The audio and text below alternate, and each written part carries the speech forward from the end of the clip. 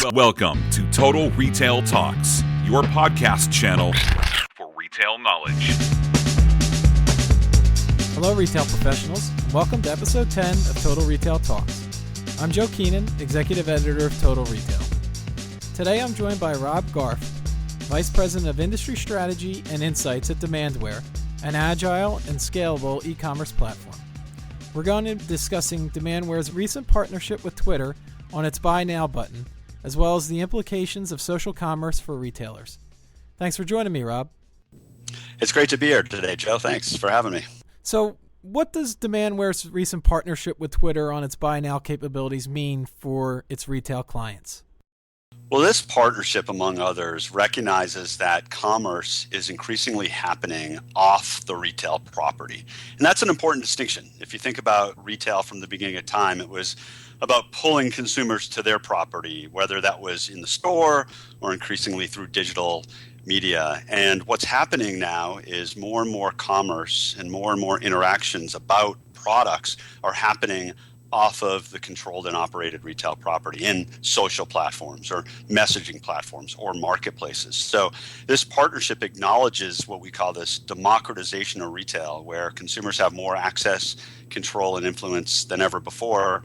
And retailers need to think about a way to extend their enterprise, whether that's information around product or prices or promotions, to wherever the consumers are in the full context of the shopping experience. So this partnership with Twitter just makes it easier for our retail clients to extend their brand or push their brand, if you will, to wherever those consumers are.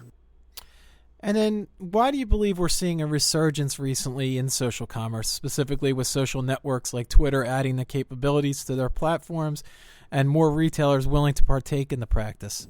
Yeah, it's a good question because we saw as an industry a bit of a flame out 4 or 5 years ago with the whole Facebook or F-commerce craze. And the reality is shopping is social. And much of what's happening before the actual purchase is happening in the context of social. So while retailers historically have been all about product centricity and, again, framing up their whole entire supply chain around the product, that are retuning it to be more social, because that's, again, where much of the influence, where much of the purchase decisions are happening. And what retailers are trying to do is break down what has been a historical friction between the social aspect of the shopping experience and the buying aspect of the shopping experience. So in any way that the consumers can more easily, more readily buy something once they found it and their social sphere has endorsed it, is going to increase conversion, increase loyalty, and ultimately increase sales.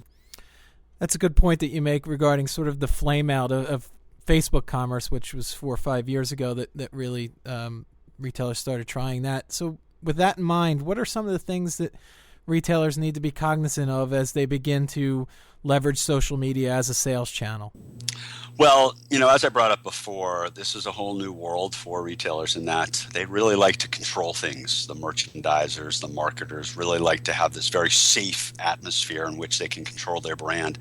And in this case, all of the information in their brand has become democratized. So what's really important is that retailers can still control the customer experience and the customer intelligence, so they're not giving away all the great information that they can learn and the relationship they can garner with them. It's also important that inventory and fulfillment is also managed very acutely, in that now that information about inventory availability will be across a myriad of various networks, there needs to be this sense of confidence around available to promise. And then, of course, having a way that order can efficiently be fulfilled. And it can't be fulfilled in the old school way of 2, 3, 4, 5 days for shipping. But consumers, especially in the social sphere, have high expectation for at least 24-hour delivery, if not within day delivery. And so there are high expectations for service, for availability, not only going to a .com or retailer site, but across social and messaging platforms.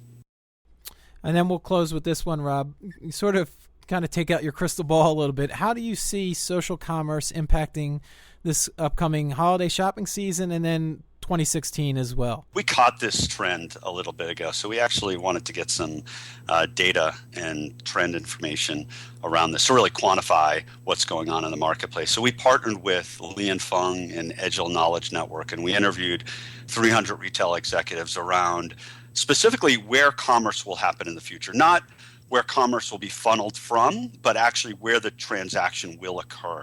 And what we found is areas like marketplaces, social platforms, messaging platforms will have the highest acceleration of transactions occurring in that channel, which historically have been marketing channels. And also, by the way, they will have the highest degree of disruption as reported by the retailers. But while all that being said, what we found is by the end of 2017, only 1% of all digital transactions will occur in these mediums like social and messaging platforms. So a couple of things I gleaned from that. One is it's only 1%. So coming this holiday season, it's not going to have a huge impact. However, the second point I will make is that the growth trajectory, because today it's 0.2% of overall sales, is greater than the adoption of mobile commerce. So it's not a question of if this is going to happen, but just when, and the fact that retailers must embrace this democratization and the reality that more and more transactions will happen off-premise, if you will. So, Joe, to answer your question directly, not a huge impact social commerce, certainly social, as a way for buyers, shoppers to get validation and social influence around what to buy and what not to buy. But in terms of transactions occurring, we're still looking at a little longer before it takes a material piece of the pie. Great. Well, that's some great insights there. I want to take this opportunity to thank Rob Garf of Demandware for his time. I also want to thank our audience for listening to this edition of Total Retail Talks. Total Retail Talks is available on iTunes and Stitcher, but also make sure to subscribe on our podcast channel page as well. Lastly, please follow us on Twitter at MyTotalRetail or on Facebook at facebook.com/MyTotalRetail. Thanks, and I look forward to you joining us on the next episode of Total Retail Talks.